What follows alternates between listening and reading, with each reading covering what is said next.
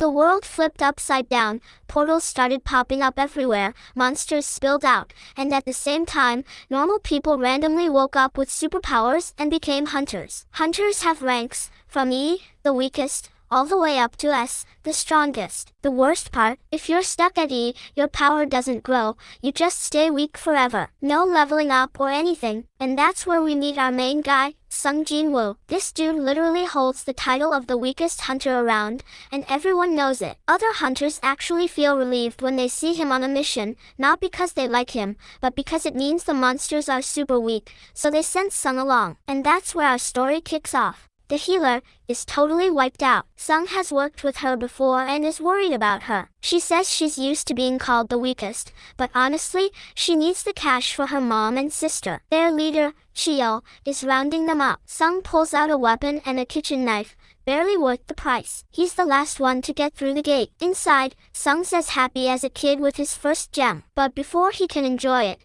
a monster with a dagger shows up. Sung tries to fight back, but his knife snaps in half. The monster stabs him in the gut, but Jo-hee, the old healer, jumps in and saves him. The team definitely nails it, and the team finishes off the boss and grabs the loot. Sung's sitting next to her, checking his wounds while Jo-hee's trying to patch him up. Suddenly, one of them finds a new cave entrance, a rare double gate. This could mean way more loot. They start voting on whether to go in or not. Jo-hee votes no, but Sung, who's been holding down the fort alone and needs the money, is the swing vote. He decides to say yes. So, they all go in, and the team keeps moving through the dark tunnel. Sung apologizes to Jo-hee for dragging them into this. Jo-hee snaps at him, but then softens and tells him it's okay, just hang in there. And finally they reach the end of the tunnel and find a huge door. They decide to open it, and as soon as they enter the giant room, it's lit up with blue flames. But there are no monsters, just the room filled with old, super creepy statues that start whispering to Sung. The door behind them slams shut with a bang. One of the team freaks out and runs to the door, but the real horror begins when one of the statues guarding the door moves. Calmly, it splits the guy in half with its weapon and then goes back to its spot. And suddenly, the giant statue's eyes turned and looked right at him. Sung, with his long experience escaping death, shouted at the top of his lungs, "Everyone, get down, quickly!" At that same moment, a destructive laser beam shot out from the statue's eyes, burning a few people instantly, turning them to ash. Sung managed to shove Jo-hee and save her at the last second, but they were all trapped in this death chamber. The leader, Chio, scolded the others, "No one move, so the statue doesn't attack again." Sung looked over at him, completely shocked, and he didn't respond. He noticed his even bigger shock. Mr. Song had lost his arm. The attack helped him stop the bleeding, or maybe even one of the hunters can't stand it anymore. He says, "Speed is my specialty," and tries to run toward the door. The main statue shows no mercy. 1 second, a laser beam turns him to dust, leaving nothing but his legs. The horror freezes the rest in place. They can't even breathe from fear. Sung yells at them, "Nobody move." Paralyzed with terror, the big statue smiles a terrifying smile like they're freaking out, but the statue is loving the sight. The big statue stands up and starts walking towards them. Everyone's running everywhere. One guy runs to hide behind the statue holding a sword, but that sword-wielding statue moves and splits him in half. Sung notices that only the statues holding weapons are moving, while the ones with musical instruments stay still. This must be the safe zone. He yells at them, and they all run toward the music statues. Chio reaches a trumpet statue. Another guy makes it to the violin statue. Sung pulls Jo-hee toward the drum statue, but he still hasn't found a spot while running. The big statue was about to crush him, and his leg got cut off. At the last moment, he fell under a statue that was singing, and Jo-hee was trying to help him, but her energy ran out. One of the survivors suddenly saw a stone pool rising in the middle of the room. Sung realized this was the final test. He looked at Chio and said, "Aren't you the leader? Take responsibility." Chio agreed and walked to the pool. As soon as he put his foot in, a flame lit up. Sung understood this game wasn't about sacrifice, it was a countdown. He asked the two of them to help him get to the pool. 3 more flames lit up, and Kim and Jo-hee headed over to help. As soon as everyone gathered, the exit door opened, a timer appeared on the blue flame circle, and all the statues started moving towards them. Sung noticed the statue looking at him stand still and shouted at 2 of them got scared, ran away. Kim broke down crying and said, "I have a family," then ran too. Only Sung was left, already missing a leg, and Jo-hee was unconscious but still alive. Cheol decided to stay. He handed her the gemstone their leader had found. He talked and slapped her on the neck to keep her quiet,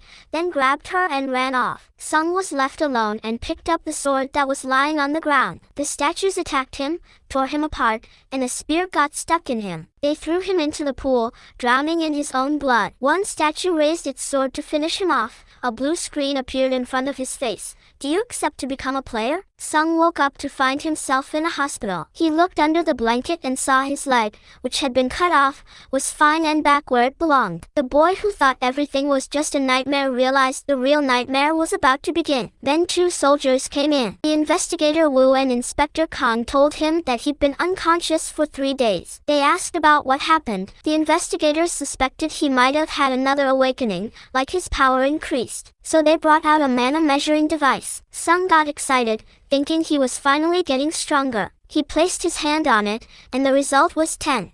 This is just normal citizen level. Then he walked away, leaving him frustrated. Sung didn't understand any of it, but he was the only one who saw a strange screen in front of him. His sister was screaming and yelling at him, threatening to quit school and get a job to make him stop all those silly side hustles. Sung felt guilty but made sure she wasn't watching the screen. As soon as he was alone, he turned it on. The system told him it would help him improve, but if he didn't listen, he'd get punished. Suddenly, a daily mandatory task popped up. Sung laughed. 100 push-ups? What nonsense. I barely managed 10. But the system wasn't messing around. Sung woke up to an earthquake, opened his eyes, but couldn't find himself in his room. The hospital found itself right in the middle of a nightmare, and a new screen appeared. The mission was survival. Suddenly, a huge scorpion popped out of the sand and started chasing him. The hospital staff checked his room but didn't find him. They thought he ran away. After those 4 hours, they came back to the room and found him lying on the floor, exhausted. Sung went out and bought a tracksuit. No more messing around. Jo-hee, still shocked by what happened, heard that Sung had woken up and went to visit him, only to find him running laps around the hospital. Every time he did, he'd get rewards and points to level up. One day, he got a weird reward, a key to a special door in an abandoned metro station. Sung went to visit his mom, who was in a coma at the hospital, sick with this strange disease called eternal sleep. He became a hunter to pay the hospital bills. He kept remembering all the times he got beaten up at the gates while the other hunters cursed him and told him to stand on his side. He made up his mind, got stronger, and headed to the abandoned metro station. He used the key and the door. The door opens in front of him. He takes a deep breath and steps inside. As soon as he goes in, the door shuts behind him.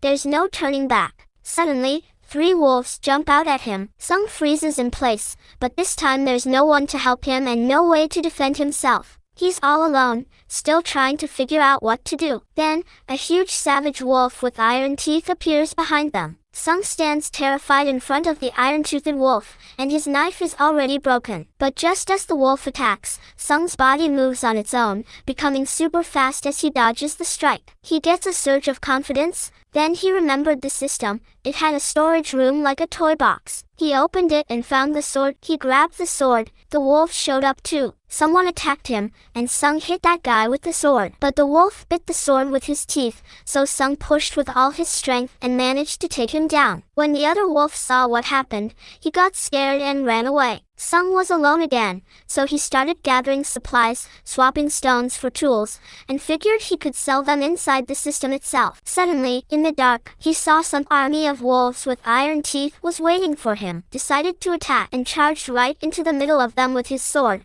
causing a massacre. Meanwhile, Jo-hee gets a call from the association saying a gate has opened in the middle of the street and they urgently need medical help. She's still in shock. Back to Sung inside the special gate, he learns something new. Monster names now have colors. White means weak, orange means equal level, and red means stronger than him. He climbs down some stairs and reaches a place like dark sewers when suddenly a huge wave of water crashes against the wall just as he comes to. The fight got real as he found himself face to face with the huge, tough snake boss named Kasaka, the one with venomous fangs. Sung attacked him with his sword. Kasaka hit him hard in the water, and Sung barely managed to dodge just in time, almost getting thrown onto a full metro car. Kasaka kept beating him up, dragging him on the ground. Sung's sword broke, so he tossed it away and decided to rely on his new strength. He charged at the snake, grabbed its neck with his hand. The snake struggled and thrashed, but Sung held on tight, dug his fingers into its scales, and squeezed with all his might until the snake stopped moving. He won, and his prize was a Kasaka's fang that turned into a brand new dagger. The snake's body and the entire dungeon disappeared. As he was walking out, he ran into some soldiers. One of them yelled, "What are you doing here?" But once they saw his hunter license, they backed off. Sung asked them what was going on. The soldier told him a gate had opened in the street, monsters poured out, and only one giant boss was left. Using his new, heightened senses, Sung easily pinpointed the monster's location. He found a golem, a massive blue stone monster. The soldiers couldn't even scratch it. Sung glanced into the middle of the hunters. They were terrified and didn't know how to help anyone with their old trauma. Sung looked at that golem, deciding to step in. He grabbed the broken sword he had with all his strength, swung it from a distance. The sword flew like a rocket, hitting the golem's eye and breaking its defense. The hunters took the chance, attacked, and finished it off completely. Their leader stood there, surprised at how the monster got hurt. He noticed the broken sword and asked the soldier who hit it. The soldier said it was a hunter standing just behind, then disappeared. Sung had already left. Sung just got out of the hospital. Of course, all the daily training and the level-ups totally changed how he looked. His sister Gina saw him at home and was shocked by how different he looked. But the happiness didn't last. The landlord kept calling, demanding the late rent, and Sung desperately needed money. So he searched online and found an ad for a raid, rank C. They were just looking for anyone to fill the numbers so they could get into the gate. Sung went to the raid location and met the leader, Huang, but Huang just laughed. So, when he found out he was the weakest hunter, he just agreed to it to fill up the numbers, didn't really care. But since he needed the money, he signed up and went in. There, he met a rich young guy named Jinwoo who had that rank but was wearing some really expensive armor. They went through the gate, and the place was dark with hardly any monsters. Sung felt like the vibe was similar to that temple where he almost died. A bunch of ant-like monsters attacked them, but Huang's team easily wiped them out. Jinwoo was clumsy, running around thanks to his expensive armor. But Sung felt something was off. They kept going until they reached the boss's room. The place was full of really expensive gems, and in front of them was a giant spider sleeping. Jinwoo told the leader, "Don't forget Sung's share of the gems." Huang told Sung and Jinwoo, "Stay here while we go get the mining gear and come back." As soon as Huang and his team left, they blew up the entrance and locked the gate on Sung and Jinwoo. The plan was really clear. Sung and Jinwoo were the bait, and the spider would eat them and go back to sleep full. Jinwoo was shaking with fear, and Sung looked at him and said, "I'll handle this." Huang's gang would leave the gate and follow their plan. The giant spider takes out Sung and Jinwoo, then they go back into the tunnel to grab the loot. They're totally ignoring Jinwoo's expensive gear and talking so sneaky about how they're gonna grab the fat gems without even thinking about fighting the spider, even if the gate blew up and caused a disaster. He and his partner admit they never could have beaten the spider if it wasn't for their tricks. The spider's standing there angry while Jinwoo's trembling and telling Sung they've gotta get out of there. The spider is a rank C boss, but just smiled mockingly and attacked. Jinwoo was shocked, and Sung kept hitting with his dagger, but it had no effect on the spider's shield. Sung didn't give up. He kept striking and dodging the spider's fast moves. Jinwoo stood frozen, stunned, wondering how this could be. He thought Sung must be a false ranker, that these hunters hide their real strength just to enjoy the kill. Jinwoo was more scared of Sung than the spider. Sung started getting tired from all the running and jumping he kept doing, unable to find any weak spots. He got hit hard and was about to be finished off by the spider when Sung used the full healing reward he got from the daily quests. His energy shot back to 100%, and he jumped high with all his strength, plunging the dagger into the spider's eye. The dagger was poisoned and caused paralysis. The spider froze in place and died, and Jinwoo, terrified, gulped down his fear, flashing a fake smile, saying, "Boss, here's some water for you." Then Huang's gang showed up, looking down from above. They were shocked to see both of them alive and came down. Huang coolly told him, "Kill Sung and you'll live." But Jinwoo refused to betray Sung. At that moment, Sung's system screen popped up with an urgent mission: kill the enemies in front of you. Before Sung could react, their wizard hit him with a fireball that blew up the wall. Sung got up from the rubble, thinking about how this whole world depends on the strongest guy, and the system wants to kill humans to survive. He decided that if the system is using him, he'll use the system too. One of Huang's gang approached Sung, laughing and saying, "Don't finish your sentence, Sung." Cut his throat, and Sung realized he was basically a killer now with no turning back. He took them all out one by one. Huang attacked with all his might, but Sung, who was way stronger now, dodged his strike with one hand and grabbed him by the neck. Huang started crying and begging to be spared, but Sung coldly told him, "You tried to kill me," and then cut his throat, and Sung and Jinwoo got out safely. The association crew was shocked. How did the E and D rank survive? They guessed Jinwoo's expensive armor was the reason. Back at the guild office, Investigator Wu got a strange report. 8 hunters entered the gate. 6 of them died. The survivors were a guy named Jinwoo and another named Sung Jinwoo. Sung's name caught Investigator Wu's attention because he's the same guy who survived the double gate incident, and that they need to look into this new awakening issue. But the real problem is that one of the 6 who died was Huang Dong-suk. It turns out his brother is the hunter Huang Dong-su. At the same time, Dong-su finds out about the news through his assistant, Laura, and he goes crazy. He's convinced his brother was killed and asks his assistant about the punishment for killing someone abroad. Then, in frustration, he smashes his phone. Dong-su is sitting there looking at a photo of Sung and Jinwoo, and decides he wants revenge. Meanwhile, Sung's back home, bringing his sister Jina some fried chicken, reassuring her that he can cover their mom's hospital bills and the rent. Jina asks about the raid, but Sung spaced out, remembering how he cold-bloodedly took down Huang's gang and that he's ready to do it again if anyone tries to hurt him. That night, Sung tries to drink some booze, but the system, he gets a weird message that the toxins have been removed from his body. He realizes he's not affected by the alcohol anymore, so he opens his screens to check out his new abilities. Then he finds an old reward he hadn't noticed before, a blessing from Candiaru. Jina calls him, surprised at the empty reward boxes on his desk. Sung goes to meet Jinwoo at a cafe, and Jinwoo thanks him again for saving him from the Huang gang. Then Jinwoo makes him a crazy offer. "Boss, I want you to join my raid team. So, I need to complete 20 missions to apply for the master license, and that was the first one. Come with me for the next 19 missions." Of course, Sung refuses. Jinwoo explains that his dad owns Eugene Construction and is planning a big guild project, and his brother will be the leader. But they need a license. Sung still refuses. If he doesn't agree, his secret might get out. Sung gives him a terrifying look, then leaves without saying a word. Sung keeps running for the daily mission, finishing 10 kilometers, but notices the timer is still going. So, he decides to keep going and runs until he hits 20 kilometers. The secret mission is done, twice the required distance, and the reward is a box of treasures. Sung opens it and is shocked to find a strange key inside, a key to the demon castle, an S-rank gate. Sung still trying to process the message. The big prize inside that castle is the ingredients for the elixir of life. He doesn't wait a second, uses the gate key to open it, goes inside, and finds himself in a whole burning city. Suddenly, a nightmare-looking monster appears. A 3-headed dog called Cerberus. Sung attacks with all his might, but his daggers don't even scratch it. Cerberus strikes once and bites off his arm. At the same moment, the monster activates an anger skill that weakens Sung's power. Sung uses full healing, and his arm recovers instantly. He takes a healing potion, but still can't affect the beast. Then Sung remembers the Kasaka Fang dagger and uses it.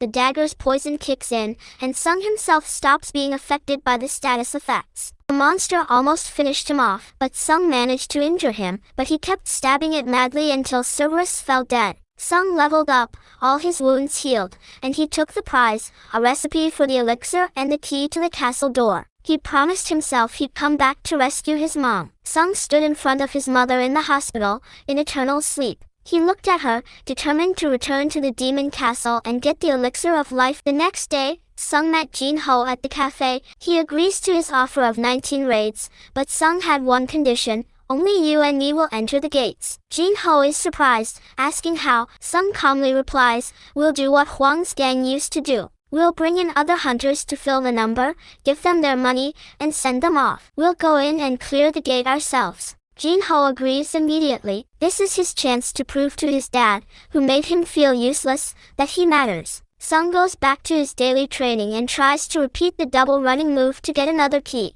But this time the system isn't helping me. Instead of a key, I got a random prize, a box that's totally useless. Sung just hit level 26 and feels frustrated. He thought about going to his punishment zone, the Scorpions area, to hunt there but dropped the idea. Suddenly, he gets an urgent message from the guild. Hunters are needed immediately at the gate for this rank. At the same time, this message went out to others too, including Chi-yeol, the old guy with one arm cut off, who decided to go help with whatever strength he had left. The message also reached the guy who ran off and left his family behind. His wife was begging him not to go, but he needed the money for his daughter. Meanwhile, Jo-hee, the healer, she decided she had to face her own fears too. Sung left his house without any shields or weapons, and his sister Jina was surprised at how much he'd changed. He wasn't coming back broken like before. On the way, he ran into Chi-yeol, who was shocked to see Sung. The boy looked completely different,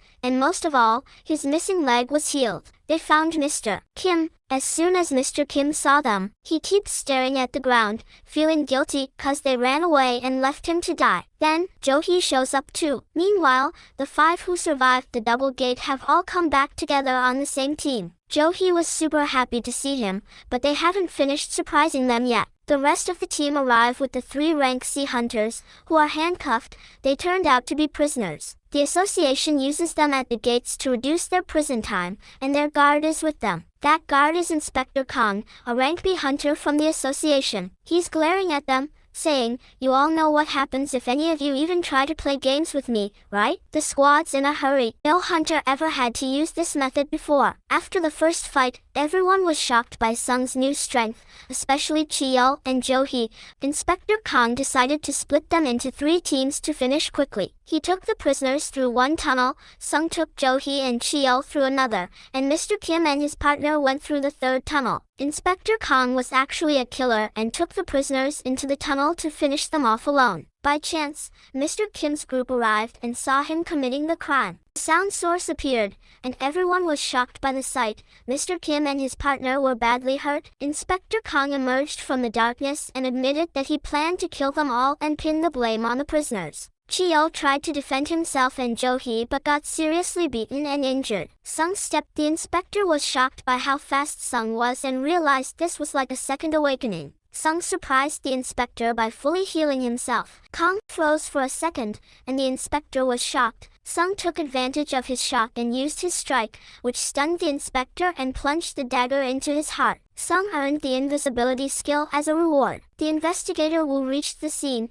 and asked who killed the rank B. Chi-yeol lied to protect Sung, saying he was the one who did it with Jo-hee. The investigator was suspicious but let it go. That night, Jo-hee and Sung were sitting together when a gem appeared, and she said, "Remember this after the raid." Later, Sung and Jo-hee were walking in a garden when Jo-hee admitted she'd become a coward and decided to retire. The girl Sung took care of a while back at the double gate shows up, telling him she never sold him out. She greets him and walks away. Sung remembers the detective's warning after the raid that the rank S brother of Hwang might come for revenge over his brother's death, and the law can't touch a rank S. Sung realizes he needs to get stronger to protect himself. The next day, Sung and Jina start their plan for the 19th raid. Jina begins gathering 6 hunters on any pretext, including a minor girl named Han, who turns out to be Jina's friend and Sung's sister, to make a total of 8. Sung tells them that they're gonna get 3 million won just for standing outside, and only he and Jino are allowed in.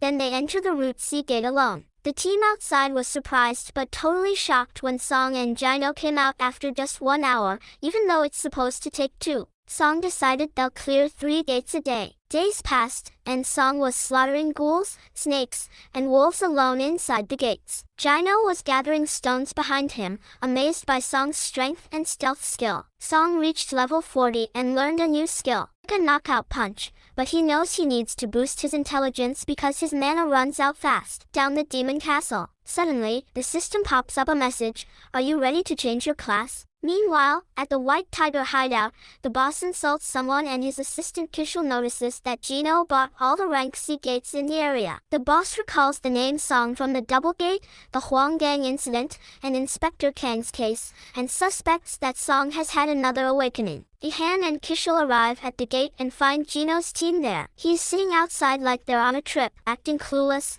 listening to Song while he's leaving. He tells Jun that he's going to take a day off. Ihan makes sure he needs to kidnap Song for his plan. At night, Ihan meets Song in a cafe and offers him double the money Jun would give. Song laughs and says he usually gets 30 billion. Song gets up to leave but puts his hand on Ihan's shoulder and, in a threatening tone, says, "I know you've been watching me." Ihan turns around, looks everywhere, but can't find Song. He vanished, and swears he was just investigating the whole gate one thing and promised to keep it secret. Then Song shows up again, and offers to sell him 3 gates for 600 million. Song gives him a dose of medicine to heal the wound he got on his face and leaves right away. The next day, Ihan finds out Song fooled him. There were cheaper gates available in the market. But Song sends him a message, "We're done here." Ihan accepts the loss and's actually happy to have Song's phone number. Song gets in his car and drives off onto the highway. He's heading to a mission to change class. He opens a huge purple gate,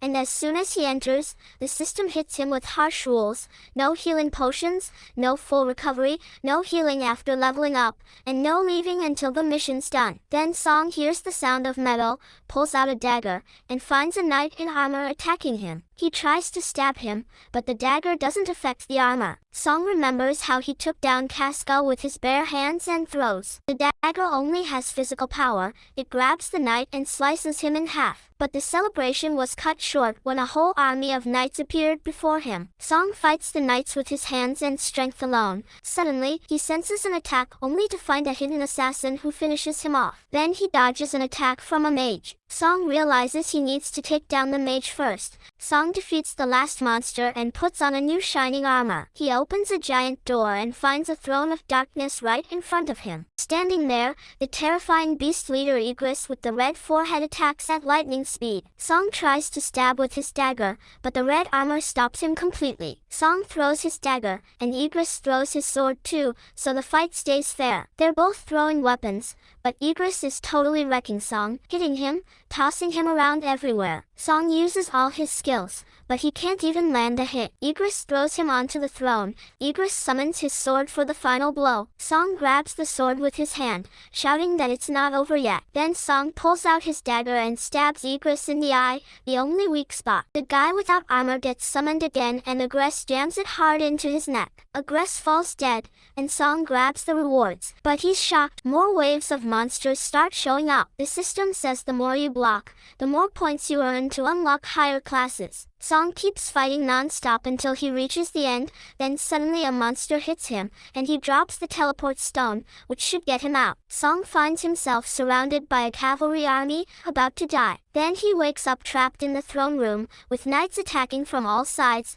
and the teleport stone is gone. There's no stopping it, no cure for it. Song fights all the way till the end. He remembers everyone who looked down on him back in the day. He starts seeing hallucinations, telling him to give up and rest. Then he has a nightmare where he sees his old self, laughing mockingly and saying, "See, there's no point. You'll always be weak." Then Ferris hits Sung, knocking him to the ground as he's dying, and he remembers the first time he almost died in the dual web, how the system saved him at the last second. The weak Sung smiles, and suddenly a message pops up saying the daily quest isn't complete. Song instantly gets teleported to the punishment zone. Song wakes up to find himself in the middle of a desert full of giant scorpions, and buys mana potions to restore his energy, though his wounds are still there. He looks at the scorpions and laughs. Used to run from them before, but now he's way stronger. He walks right among them. Song kills dozens of scorpions, keeps leveling up, healing all his wounds. Then he buys a new weapon from the shop,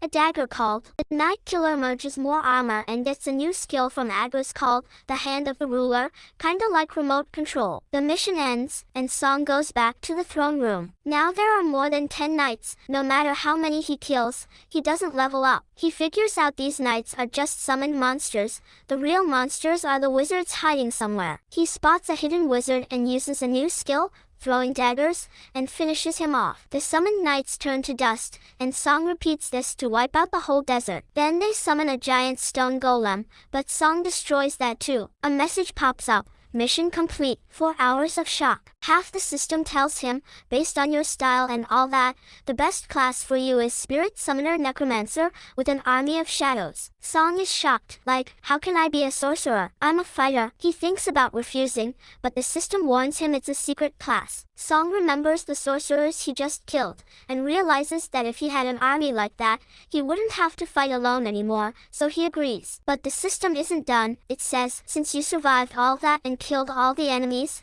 you're not just a spirit summoner anymore, you've become the king of darkness, Shadow Monarch. You have to say the secret word you chose. Song tries the skill and summons 30 shadow soldiers immediately, staring at Iger's body that's just died, and decides to try his luck. He says, get up, but his skill fails. He tries again, fails. Only one more chance left. Song looks at Igers and tells him, get up, stop guarding the empty throne and come fight with me. Igers gets up from the ground like a terrifying shadow soldier. Song names him Igers. Jinwoo finishes his rank change mission and heads home, barely able to close his eyes before his sister, Jina, calls to remind him about a school meeting. Exhausted, he drags himself up and goes anyway. When he arrives, Jina's eyes go wide. Sharp outfit, new haircut, nothing like the old Jinwoo anymore. Back when Jina was the messy one, her classmates used to tease her, laughing that she'd get a girlfriend soon. Han asks Jinwoo what he'd do if his sister actually went down that road. He answers bluntly, I'll never let her get into that kind of life. Han admits she still wants to keep living that way. Jinwoo gives her a sideways smile and says, come with me on a little trip, handing her something loaded with a hidden lesson. Meanwhile, in the pouring rain, an ace-ranked street hunter named Dong-soo lands in Korea. He confronts Detective Woo Jin-chul, declaring he's come to take down Jinwoo and Jin-ho himself, starting from the lowest-ranked target, and warns Woo not to interfere.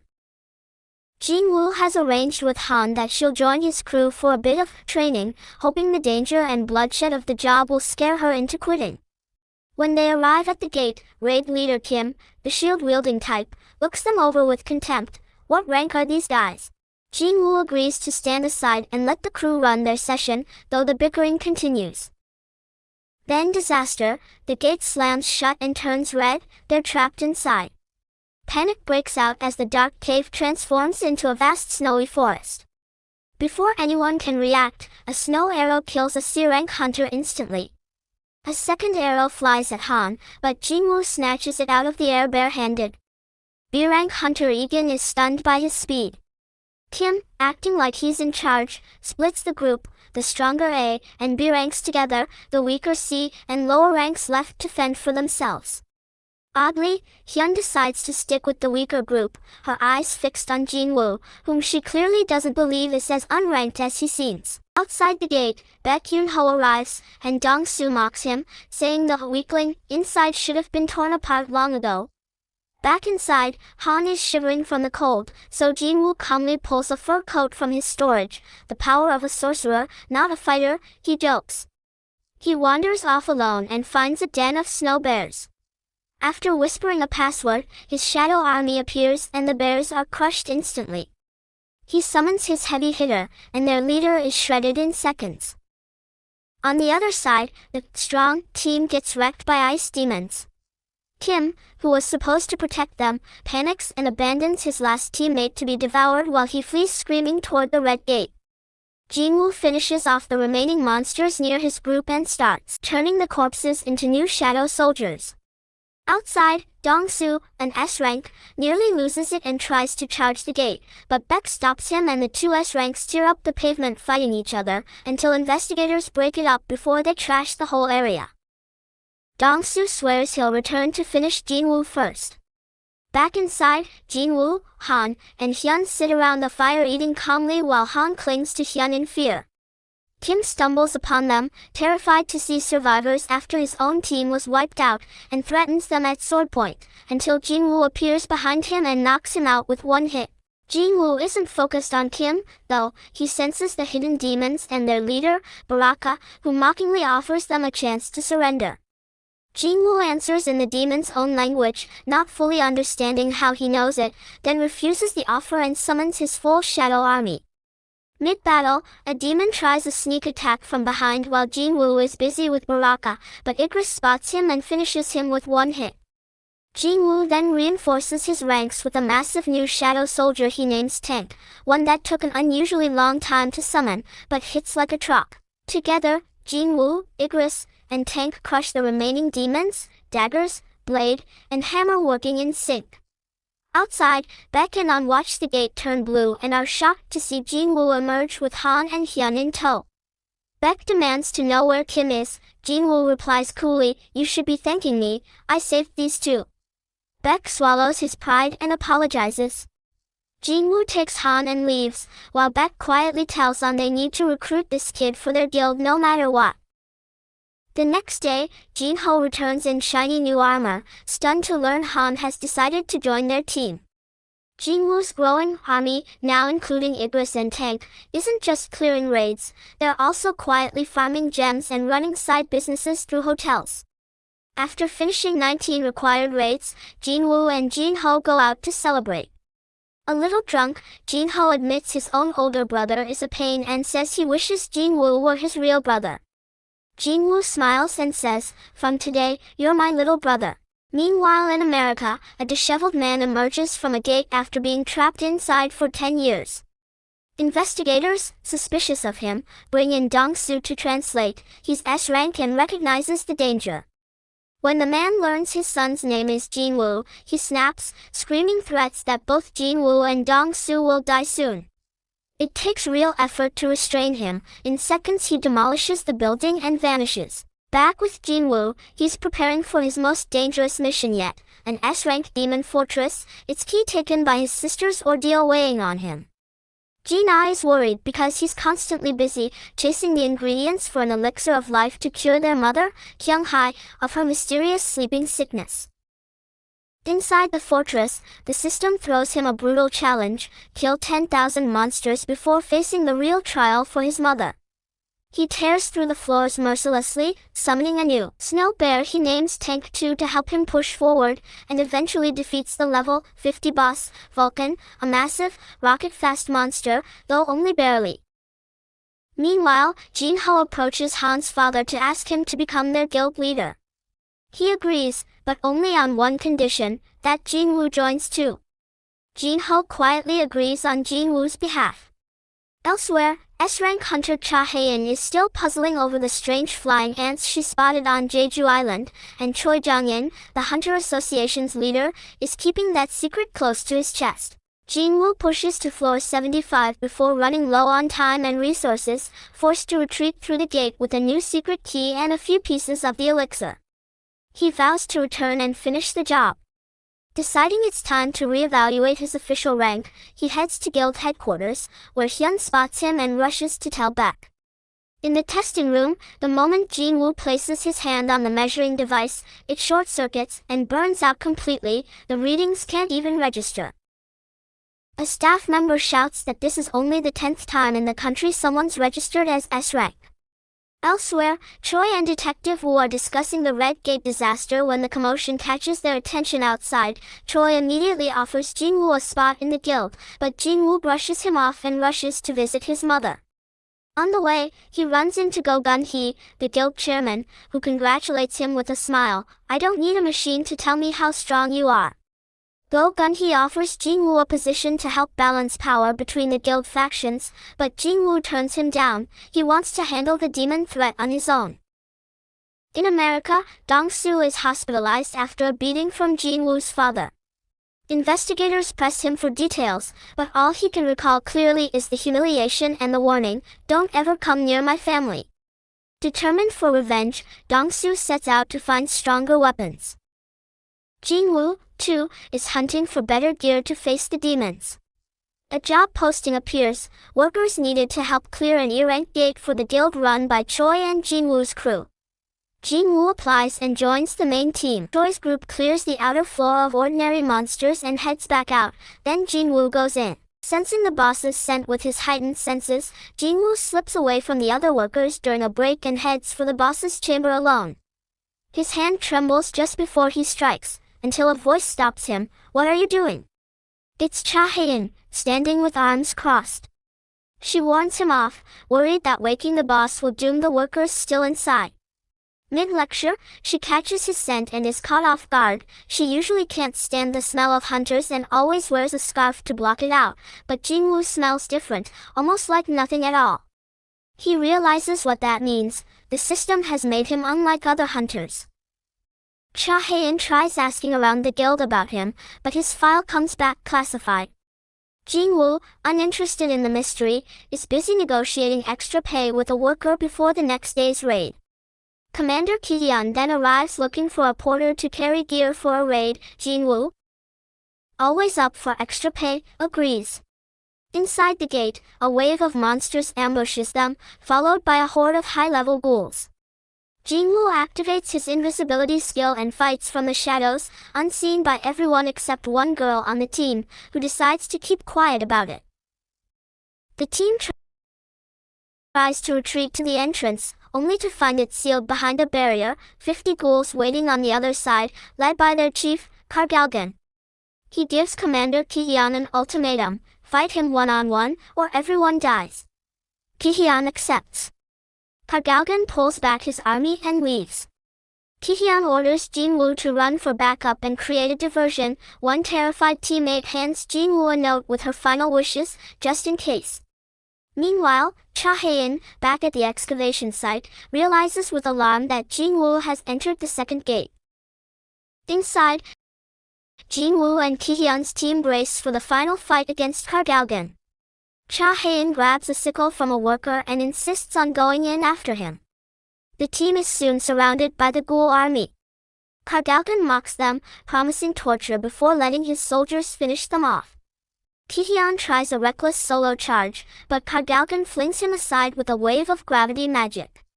Jinwoo saves him at the last second and orders him to get the team out while he calls in the Shadow Army. Outside, the investigator arrives and immediately senses something terrifying coming through the gate. His team tells him this gate technically belongs to the Fisherman's Guild, and they need to loop in that guild's leader. Inside, Cha Hae-in finds a torn-apart body.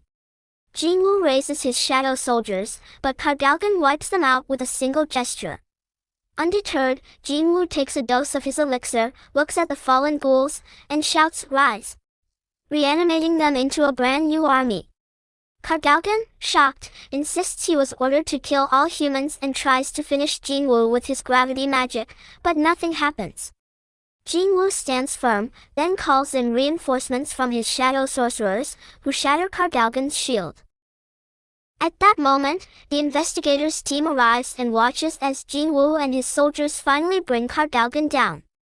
Jinwoo names his newest, strongest soldier, Task. Everyone gathers as the investigator declares the entire incident top secret. Ki-hyun thanks Jinwoo, who returns the note the frightened teammate had given him. Choi asks to meet with Jinwoo, who's found sitting at a cafe with Jinho. Outside, reporters are camped out waiting for news of a freshly awakened hunter, Lee Min-sung back. Choi and Jinwoo arrive at Union headquarters, and journalists swarm them, more interested in Min-sung than in Jinwoo, who watches from a distance. He's actually there to have his rank re-evaluated. He holds a brief press statement claiming he's joining a guild to escape the media scandal. An employee tries to stop him from entering, but Go Gun-hee personally steps in and brings him inside. In a private testing room, Go Gun-hee tells him, "Show us your full power." Jinwoo deliberately produces only a trickle of energy, but even that faint burst stuns Beck and Choi watching from below. Jinwoo takes his new hunter ID and starts thinking about how to offload his loot before sneaking off to the demon castle. Beck and Choi chase him down repeatedly, but he shakes them off each time. As he leaves, the press swarms him again. Jina sees the broadcast and screams at the TV. The news confirms it. Sung Jinwoo is officially Korea's 10th S-rank hunter. Jinho tells his father, Myung-han, that Jinwoo has turned down their guild but that he personally intends to follow Jinwoo instead. His father is furious, but Jinho has made up his mind. Still cornered by reporters, Jinwoo gets an assist from Beck and Choi, who help him break away. He thanks them by shaking them off a third time and vaulting over parked cars to escape alone. He heads to a private auction to buy fireproof armor for the coming fight, but the prices are absurd. The seller mockingly tells him he can take the item for free if he can break the display glass. Jinwoo realizes even black market goods here cost more than at legitimate markets. Back home, he tells Jina he'll be away for a week, introduces her to Jinho, and quietly stations 2 newly recruited ghoul soldiers to guard her while she sleeps. The next day, Jinwoo and Jinho arrive at the demon castle and enter through the gate. That same day, Jinho's father, Myung-han, collapses at home with the same eternal sleep sickness afflicting Jinwoo's mother. Inside the castle, Jinwoo reaches the 76th floor and faces a massive monster, summoning a new soldier named Kiba and arming him with a magical weapon called Vulcan to clear it in one hit. On floor 80, he finds his jelly monster soldiers being torn apart by demon knights. He jumps in, kills 3 instantly, and confronts the last one, drenched in blood, asking simply, "Who are you?" She removes her helmet and raises a white flag instead of fighting. Jinwoo turns to walk away, but she tries to stab him from behind. He blocks it without even looking. He strikes a deal. She guides him to the next floor pass in exchange for her life. This night, Azil of House Radiero reveals she knows where all the upcoming passes are hidden, and that a voice in her head compels her to protect this place rather than kill humans, despite being from the demon world herself. As they prepare for a larger confrontation, Go Gun-hee is in a meeting discussing the disaster on Jeju Island. A single winged ant devastated a Japanese island and killed over 300 people. Fearing the ants could reach Korea next, he orders an immediate fourth strike on the island. Back in the fortress, Jinwoo and Azil reach her family's castle. Her father, sensing the Shadow Army, grants them clearance. With Azil guiding him, Jinwoo clears floor after floor until he and his soldiers Igris and Tank reach floor 90. There, Jinwoo comes face to face with Baron, the Demon King, who commands a winged dragon. Both sides summon their forces as the fight erupts.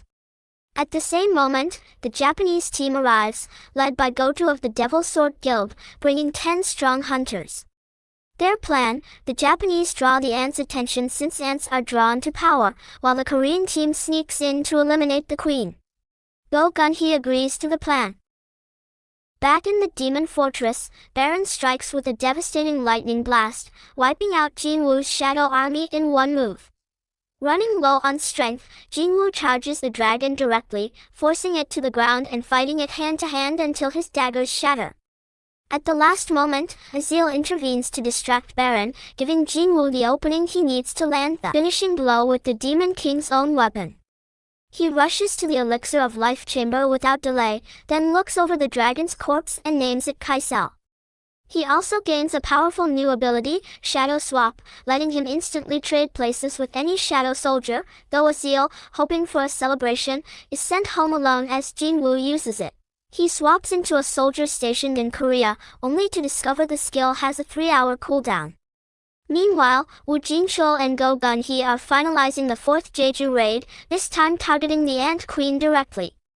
Go Gun-hee asks whether anyone has reached Jinwoo yet. Not so far.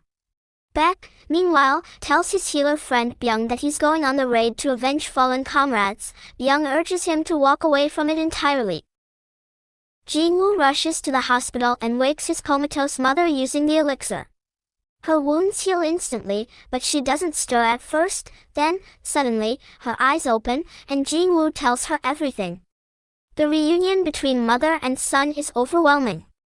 The next morning, Jina finds her mother up and about, and the family is whole again. Go Gun-hee holds a press conference announcing the 4th Jeju raid, revealing 10 top-ranked Japanese hunters will assist. The family spends the day cleaning house together, Jinwoo relieved but quietly aware he's crossed a line he can't undo. His mother asks about his late father, once a firefighter before becoming a hunter. Then a call comes in. Go Gun-hee needs Jinwoo's help with the Jeju raid. Before Jinwoo can respond, he senses an enormous energy signature approaching, and Go Gun-hee smiles knowingly. Jinho invites Jinwoo to train at a gym, where they find Beck and a massive hunter named Mei working out.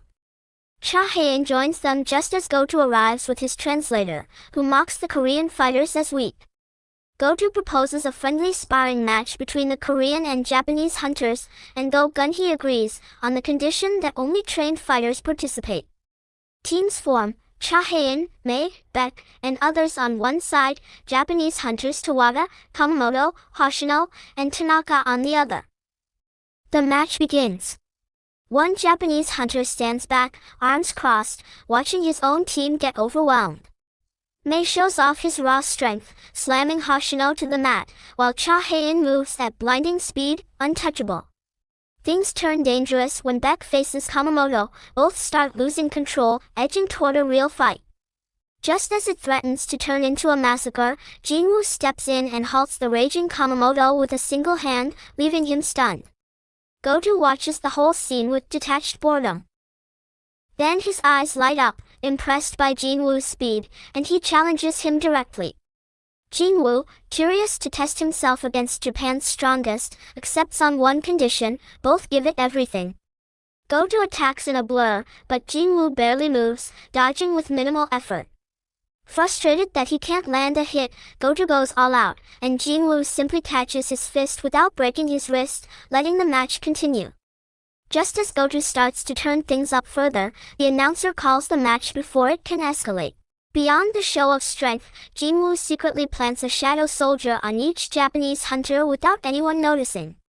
He then finds Go Gun-hee and delivers unexpected news: he won't be joining the Jeju raid. His mother has just woken up after years asleep, and he needs to be with her. On Jeju Island, the ants have descended into cannibalism from hunger while their queen prepares a massive egg meant to birth a king stronger than anything seen before. On the day of the raid, elite hunters guard the shoreline while lower-ranked Korean and Japanese hunters land on the island. Unexpectedly, the healer Byung shows up at the last moment. The plan proceeds. Goju's team creates a diversion to draw the ants together while the Korean strike team, Beck, Cha Hae-in, Mei, and Byung, sneaks in to eliminate the queen. They jam the ants' communication and slip into the tunnels. Using her heightened sense of smell, Cha Hae-in leads them straight to the egg chamber, stunned by the sight: countless eggs, and at the center, one massive egg unlike the rest. Pushing on to the queen's chamber, they find it crawling with elite guards. Beck rallies the team, and together they wipe out every guard standing. Cha Hae-in cuts through the chaos with precision while Byung holds the line from behind, reassuring the others he's got their backs. Catching the queen's scent, Cha Hae-in leads them to a massive mound of sand. They dig in and finish the queen off. Beck, catching his breath, calls the team back toward the throne room, only to run straight into Buro, king of the ants, a terrifying presence even at rest. Cha Hae-in freezes the moment she catches his scent. Trying to act tough, attacks first, Buro grabs his arm with contempt and snaps it instantly. Byung, panicked, tries to flee using his invisibility skill, but Buro sees straight through it and kills him without hesitation. Beck can barely process what he's seeing, friend after friend cut down in front of him on this island. Rage takes over and he transforms, lunging at Buro, who calmly stops him and taunts the group: "Tell them they're all weak. Our queen is dead, where's your king?" Sensing Goju's power outside, Buro poisons Beck and leaves.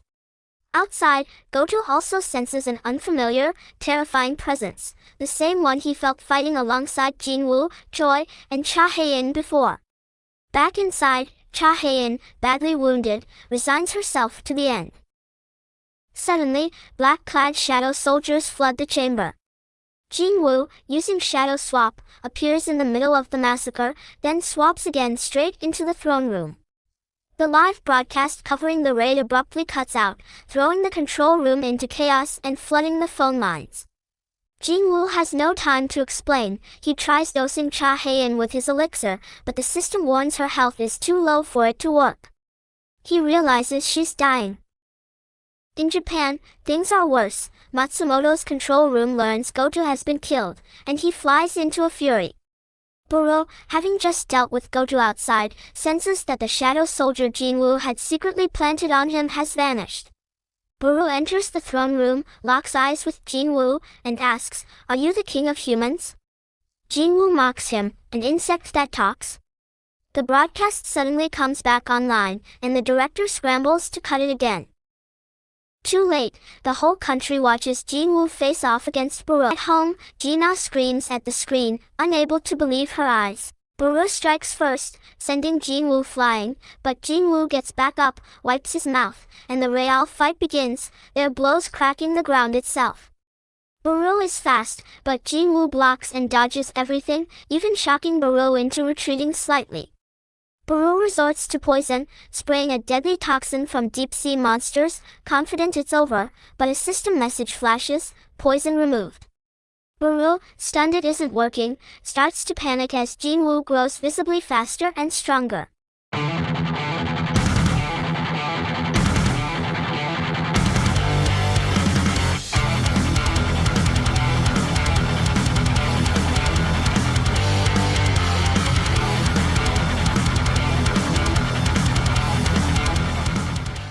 Using a new slicing skill, his hand turns to mist and shreds through Buru, dropping him instantly. The remaining ants scatter in terror. Jinwoo rushes to the dying Cha-hae-in, the normal elixir still isn't enough, and Shadow Swap is still on cooldown. With no other option, he stands over Byung's body and calls his name. Baek, distraught, demands to know what he's doing. Jinwoo shakes him off, no time to talk. Byung's shadow rises and immediately continues treating Cha-hae-in. Baek nearly breaks down, but Jinwoo assures him Byung hated fighting and has no interest in returning to battle. He dismisses the summon and tells Baek to rest outside the island. The Japanese forces, having lost 7 of their top hunters, begin retreating under Matsuo's orders. Word reaches Matsumoto that a Korean hunter finished off Buru, sending him into a rage. On the island, the surviving ants turn increasingly aggressive, forcing the shoreline hunters, including the Fursab Guild, into a desperate fight to keep them from reaching the sea. Jinwoo, now at level 100 after clearing the egg chamber, stands before Buru's corpse, which still radiates a strange, powerful aura. He shouts, and darkness swallows the cave. Just as he assumes the attempt failed, Buru rises again, and for the first time, speaks, "My king, give the order." Buru asks Jinwoo, now ranked above even Igris as his general, "Was it you who killed me? Will you serve as my king?" He kneels, declaring he was reborn to serve Jinwoo forever. When Buru asks whether he should kill any remaining ants, Jinwoo simply looks toward a fleeing group near the shore, and gives the order. A new wave of destruction begins as fishermen on the coast watch a strange blue light wipe out the last of the ants. 2 days later, Jinwoo attends a memorial for the fishermen who died. Go Gun-hee finds him and thanks him for saving Korea, then asks what's next. Jinwoo's answer is unexpected, "I'm starting my own guild." Go Gun-hee interrupts with news of a ranked gate that's opened in the middle of a highway, causing a massive traffic jam. Jinwoo goes alone. The moment he steps through, the gate turns red, another forest awaits him. He laughs it off. Red gates seem to follow him everywhere lately, but shrugs, "Just some trees, shouldn't take long." Take a moment to remember where this all started. Jinwoo, the so-called weakest hunter alive.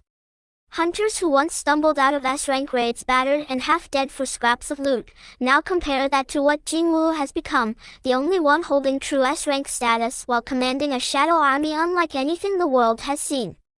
They call him the Shadow Monarch, and his enemies rarely survive the encounter. The monster that once slaughtered entire teams of S-rank hunters now serves in his army as one of its strongest soldiers. He's brought his mother back from the brink with the elixir of life and restored his family's name. Now, he's building a guild that's about to shake the entire world. This season told the story of rising from the very bottom, and the next begins the climb to becoming the strongest man out. Thanks for watching. Don't forget to like, subscribe, and share. Remember, every ending is the beginning of another story. See you next time. Bye.